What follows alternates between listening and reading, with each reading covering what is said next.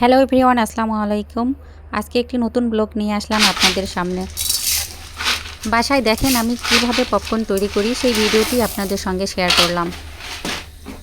আপনারা সবাই কেমন আছেন? আলহামদুলিল্লাহ আমি ভালো আছি, আপনাদের দোয়া এবং ভালোবাসায়। তো প্রথমে আমি কড়াইয়ের মধ্যে আগে তেল দিয়ে দিয়েছি। তেল দিয়ে দেওয়ার পরে একটু গরম করে নেওয়ার পর গরম করে নিয়ে ভুট্টাগুলো আমি দিয়ে দিলাম। দিয়ে একটু পরিমাণ মতো লবণ দিয়ে একটু এভাবে ভাজতে হবে।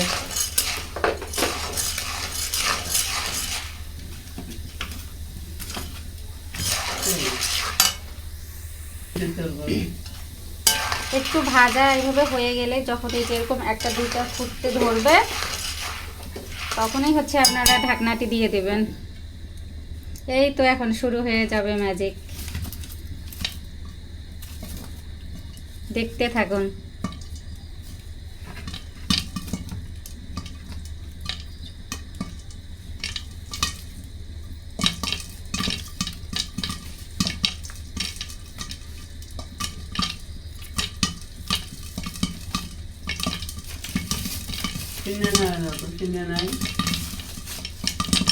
আমার ভিডিওটি ভালো লাগলে একটু শেয়ার করবেন আর একটু লাইক কমেন্টস করে যাবেন।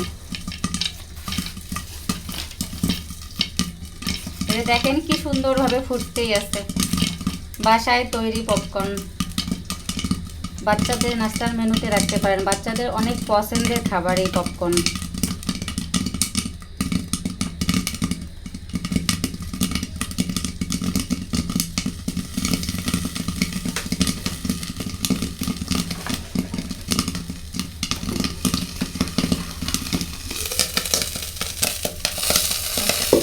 এই দেখেন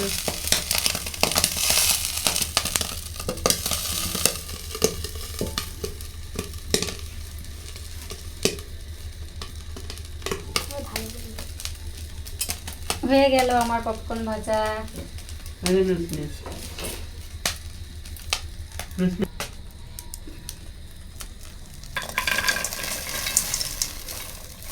গরম গরম মজাদার পপকর্ন।